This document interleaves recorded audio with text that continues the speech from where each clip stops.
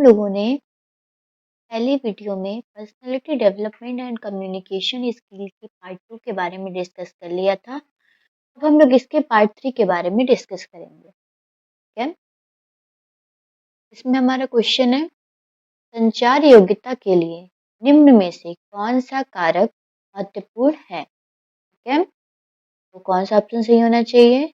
सक्रिय होकर सुनना, आत्मविश्वास, स्वीकृति, उपरोक्त सभी। कौन सा ऑप्शन हमारा सही होना चाहिए? उपरोक्त सभी। क्यों? क्योंकि प्रभावी संचार के लिए ध्यान से सुनना, लिसनिंग, आत्मविश्वास से बोलना और दूसरों के विचारों की स्वीकृति अनिवार्य है। ठीक है, नेक्स्ट क्वेश्चन है हमारा, निम्न में से कौन से कारक को व्यवसायिक नैतिकता, प्रोफेशनल एथिक्स का उल्लंघन माना जाता है? माना जाता है। ठीक है, तो इसमें ऑप्शन कौन सा हमारा सही होना चाहिए? कलर की सफाई का ध्यान न रखना, कार्य के प्रति रुझान, मौसम के अनुरूप कपड़े का चुनाव, संतुलित भोजन न करना। कौन सा ऑप्शन हमारा सही होना चाहिए? पार्लर की सफाई का ध्यान न रखना। क्यों? क्योंकि एक पेशेवर सैलून में स्वच्छता, सैनिटेशन बनाए रखना बुनियादी जिम्मेदारी है। सफाई का ध्यान न रखना व्यावसायिक नैतिकता और ग्राहक की सुरक्षा के विरुद्ध है। ठीक है, नेक्स्ट क्वेश्चन है हमारा, कॉस्मेटोलॉजी कितने शब्दों से मिलकर बना है? तो कितने शब्दों से मिलकर बना है? 3, 4, 2, 6। इसमें कौन सा ऑप्शन हमारा सही होना चाहिए? 2।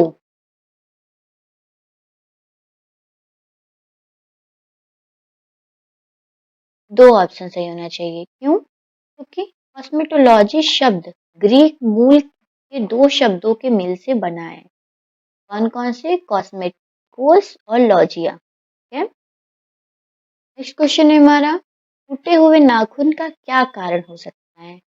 कमजोर नाखून, सफाई की कमी, दूषित वातावरण, उपरोक्त में से कोई नहीं। कौन सा ऑप्शन होगा हमारा इसमें?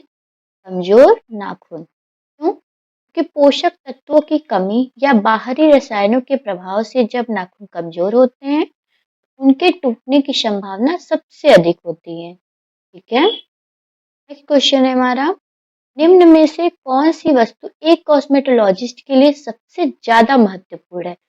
कौन सी वस्तु है ऐसी? एप्रेन है, नेल पॉलिश, इत्र या तेल? कौन सा ऑप्शन होगा हमारा? एप्रेन। ठीक है, क्यों? क्योंकि एक कॉस्मेटोलॉजिस्ट के लिए सुरक्षा और स्वच्छता के लिए एप्रेन पहनना अनिवार्य है ताकि वह रसायनों और गंदगी से अपने कपड़ों को बचा सके। ठीक है, क्वेश्चन है हमारा, छोटे कदकाठी वाले व्यक्ति को किस प्रकार के कपड़े का चयन करना चाहिए? मतलब जो लोग छोटे होते हैं, छोटे कदकाठी वाले व्यक्ति होते हैं, उन्हें कैसे कपड़े पहनने चाहिए? तो कौन सा ऑप्शन होगा इसमें? लंबी पट्टी वाले, आड़ी पट्टी वाले, दोनों, ए व बी दोनों, उपरोक्त में से कोई नहीं। कौन सा ऑप्शन होना चाहिए हमारा? लंबी पट्टी वाले, मतलब वर्टिकल स्ट्रिप के। ठीक है, क्यों? क्योंकि लंबवत या खड़ी पट्टियां वर्टिकल स्ट्रिप पहनने से कम कद वाले व्यक्ति की लंबाई अधिक होने का आभास, इल्यूशन होता है। ठीक है, नेक्स्ट क्वेश्चन है हमारा, लंबी कदकाठी वाले व्यक्ति को किस प्रकार के कपड़े का चयन करना चाहिए? अब हम लोग पहले छोटे कदकाठी वाले व्यक्ति को बताए हैं कैसे कपड़े पहनने चाहिए, हम लोग लंबी कदकाठी वाले व्यक्ति के बारे में बताएंगे। तो कौन सा ऑप्शन होना चाहिए इसमें हमारा? लंबी पट्टी वाले, आड़ी पट्टी वाले, दोनों, ए व बी दोनों, उपरोक्त में से कोई नहीं। तो छोटे कदकाठी वाले व्यक्ति को किस प्रकार के कपड़े पहनने चाहिए? लंबी पट्टी वाले के। तो लंबी कदकाठी वाले व्यक्ति को किस प्रकार के कपड़ों का चयन करना चाहिए? आड़ी पट्टी वाले के। ठीक है, देखिए नेक्स्ट क्वेश्चन में हमारा दिया है इसमें आंसर आड़ी पट्टी, मतलब हॉरिजॉन्टल स्ट्रिप। ठीक है, लंबी पट्टी मतलब वर्टिकल स्ट्रिप और आड़ी पट्टी मतलब हॉरिजॉन्टल स्ट्रिप। ठीक है, क्यों? क्योंकि आड़ी या क्षैतिज पट्टियां मतलब हॉरिजॉन्टल स्ट्रिप बहुत अधिक लंबाई को संतुलित करने में मदद करती है और शरीर को भरा हुआ दिखाती है। ठीक है, नेक्स्ट क्वेश्चन है हमारा, पतली कदकाठी वाले व्यक्ति पर कैसे कपड़े अच्छे लगते हैं? कैसे कपड़े अच्छे लगते हैं? चुस्त, थोड़े ढीले, या दोनों ए व बी, या उपरोक्त में से कोई नहीं? कौन सा ऑप्शन होना चाहिए हमारा? थोड़े ढीले। ठीक है, क्यों? क्योंकि पतले व्यक्तियों पर थोड़े ढीले मतलब लूज फिटिंग कपड़े बेहतर लगते हैं। क्यों? क्योंकि शरीर को अधिक भरा हुआ और संतुलित दिखाते हैं। ठीक है, नेक्स्ट क्वेश्चन है हमारा, मोटी कदकाठी वाले व्यक्ति पर कैसे कपड़े अच्छे लगते हैं? कैसे अच्छे लगते हैं? चुस्त, थोड़े ढीले, या दोनों ए व बी, या उपरोक्त में से कोई नहीं? तो कौन सा ऑप्शन होगा हमारा? चुस्त मतलब फिटिंग वाले। ठीक है, क्यों? क्योंकि भारी शरीर वाले व्यक्तियों के लिए सही फिटिंग वाले कपड़े बेहतर होते हैं। बहुत ढीले कपड़े उन्हें और अधिक भारी दिखा सकते हैं। ठीक है, नेक्स्ट क्वेश्चन है हमारा, किस प्रकार के प्रोत्साहन में सबसे बड़ा इनाम संतुष्टि होती है? तो किसमें होती है? आंतरिक में, बाह्य में, नकारात्मक या सकारात्मक? कौन सा ऑप्शन होना चाहिए हमारा? आंतरिक, इंट्रिंसिक। क्या? क्यों? क्योंकि आंतरिक प्रोत्साहन वह है जिसमें व्यक्ति को किसी बाहरी इनाम की अपेक्षा अपने काम से मिलने वाली खुशी और आत्मसंतुष्टि ही सबसे बड़ा पुरस्कार लगती है। ठीक है, नेक्स्ट क्वेश्चन है हमारा, किस प्रकार के प्रोत्साहन में इनाम के रूप में भी दंड प्राप्त हो सकता है? तो कौन सा प्रोत्साहन है ऐसा? आंतरिक, बाह्य, नकारात्मक या सकारात्मक? कौन सा ऑप्शन होगा हमारा?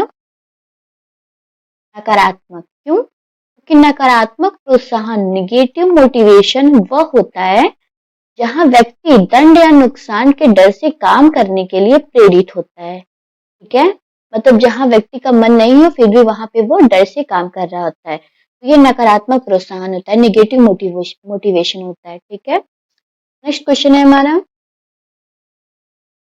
प्रोत्साहन कैसी प्रक्रिया है? कैसी प्रक्रिया है? चक्रीय, लीनियर, दोनों ए व बी दोनों, या उपरोक्त में से कोई नहीं? कौन सा ऑप्शन होगा हमारा? चक्रीय, साइक्लिकल। क्या? क्यों? क्योंकि प्रेरणा एक सतत और चक्रीय प्रक्रिया है जहां एक आवश्यकता पूरी होने पर दूसरी प्रेरणा जन्म लेती है। ठीक है, ये साइक्लिकल है। ओके, नेक्स्ट क्वेश्चन है हमारा, ग्राहक से टेलीफोन पर बात करने का सही क्रम क्या है? जब ग्राहक से टेलीफोन पर बात करते हैं तो उसका सही क्रम क्या है? बताइए, कौन सा ऑप्शन होगा इसमें? अभिवादन, धन्यवाद, या वार्तालाप? वार्तालाप, अभिवादन, या धन्यवाद? धन्यवाद, वार्तालाप, या अभिवादन? अभिवादन, वार्तालाप, या धन्यवाद? तो सबसे पहले अगर हम ग्राहक से टेलीफोन पर बात करते हैं तो सबसे पहले क्या कहते हैं उनको? पहले उनका अभिवादन करते हैं, वार्तालाप उनसे बातें करते हैं, फिर उन्हें धन्यवाद कहते हैं। तो ये वाला ऑप्शन हमारा सही होना चाहिए। आइए देखते हैं, अभिवादन, वार्तालाप, धन्यवाद। ठीक है, डी वाला ऑप्शन हमारा सही होगा। क्यों? क्योंकि पेशेवर टेलीफोनिक संचार में सबसे पहले नमस्ते, अभिवादन करना चाहिए, फिर काम की बात मतलब वार्तालाप करनी चाहिए ग्राहक से, फिर अंत में फोन रखते समय धन्यवाद देकर कॉल समाप्त करनी चाहिए। ठीक है, नेक्स्ट क्वेश्चन है, सस्ते एवं अनधिकृत उत्पादों से डैश होता है? क्या होता है यहाँ पे? ऑप्शन है हमारा, व्यवसायिक नैतिकता का उल्लंघन, समय का दुरुपयोग, प्रदूषण, या माध्यम का चयन? क्या होगा ऑप्शन हमारा? व्यवसायिक नैतिकता का उल्लंघन। ठीक है, क्यों? क्योंकि सैलून में घटिया या अनाधिकृत उत्पादों का उपयोग करना व्यावसायिक ईमानदारी और नैतिकता के खिलाफ है, क्योंकि यह ग्राहकों के स्वास्थ्य को नुकसान पहुंचा सकती है। ओके, नेक्स्ट क्वेश्चन है हमारा, आत्मविश्वास को डैश नहीं बनाना चाहिए। क्या नहीं बनाना चाहिए? यहाँ क्या होगा? स्पष्टता, आक्रामकता, स्वीकृति, निष्पक्षता। कौन सा ऑप्शन होना चाहिए हमारा? आक्रामकता। क्यों? क्योंकि आत्मविश्वास का मतलब अपनी बात स्पष्टता से रखना है। ठीक है, लेकिन इसे आक्रामकता, एग्रेशन में नहीं बदलना चाहिए जो दूसरों के प्रति असभ्य हो। ठीक है, नेक्स्ट क्वेश्चन है हमारा, एस्थेटिशियन का मुख्य कार्य क्या होता है? क्या होता है? नाखून की देख रेख, सौंदर्य लेख लिखना, त्वचा का रख रखाव, बालों की स्टाइलिंग। जो एस्थेटिशियन होते हैं वो क्या करते हैं? उनका कार्य क्या होता है? कौन सा ऑप्शन होगा हमारा?